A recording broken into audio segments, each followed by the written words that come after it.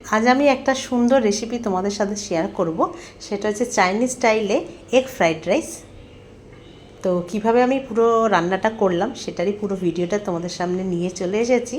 তো প্লিজ তোমরা পুরো ভিডিওটা দেখো, আর কমেন্টস করতে কিন্তু একদম ভুলবে না যে তোমাদের আমার এই রেসিপিটি কেমন লাগলো।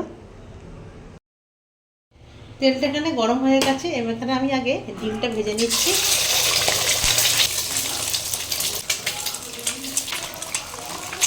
এবার আমি এখানে দিয়ে নেব নুন। এটাকে আমি একটু ভেজে নেব, ছোটো ছোটো টুকরো করে নেব। ফ্রাইটা এখানে হয়ে গেছে, আমি এখানে দিয়ে নিলাম একটু কালো মরিচ। এবার আমি এটাকে ডিমটাকে তুলে রাখছি। ডিমটাকে আমি এই ভাতটার সাথে রেখে দিলাম। এবার আমি এখানে দিয়ে নেব তেল। কড়াটা এখানে গরম হয়ে গেছে, এবার আমি একে একে ক্যাপসিকামগুলো এখানে দিয়ে নিচ্ছি।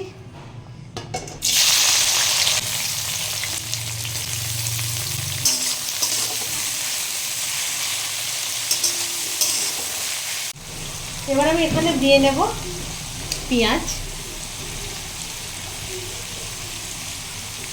আর আমি এখানে দিয়ে নেব গাজর।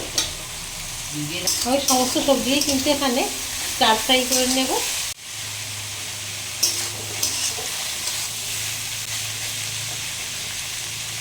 এখানে সমস্ত সবজি স্টার ফ্রাই হয়ে গেছে। এবার আমি এখানে দিয়ে নেব একটু নুন।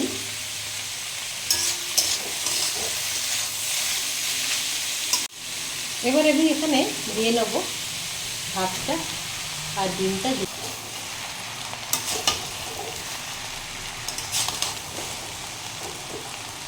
এখানে আমি এবারে দিয়ে দেবো একটু নুন, আর আমি এখানে দিয়ে নেবো একটু চিনি।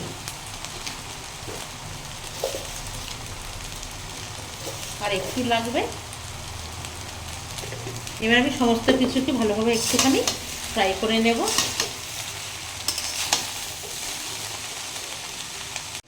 যেহেতু এটা চাইনিজ রান্না, তার জন্য আমি এখানে ইউজ করে নেব ডার্ক সয়া সস। আর আমি এখানে দিয়ে নেব একটু গোলমরিচ। আর আমি এখানে দিয়ে নেব ওয়েস্টার সস। চাইনিজ রান্নায় এই সসগুলো তো মাস্ট। তো আমি এটাকে আবার ফের একটু মিশিয়ে নিচ্ছি। আমার এখানে রাইসটা একদম কমপ্লিট হয়ে গেছে। এই সময় আমি এখানে দিয়ে নিচ্ছি জায়ফল গুঁড়ো।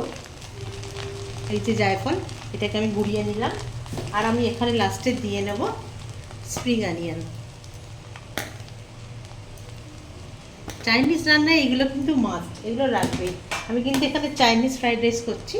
যদি আমি যেগুলো নর্মাল যেটা এমনি হয়, তাহলে আমি সেখানে কিন্তু অনেক কিছু ফোড়ন টোড়ন দিতাম, যেমন দারচিনি, লবঙ্গ, এলাচ এইসবগুলো। বাট আমি এখানে কিছু ইউজ করিনি, পুরোটাই আমি চাইনিজ স্টাইলেই করেছি।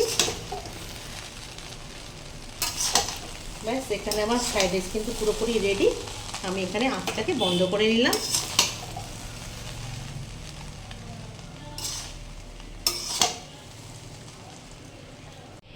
এখানে আমার কিন্তু একেবারে রেডি হয়ে গেছে চাইনিজ স্টাইলে এগ ফ্রাইড রাইস।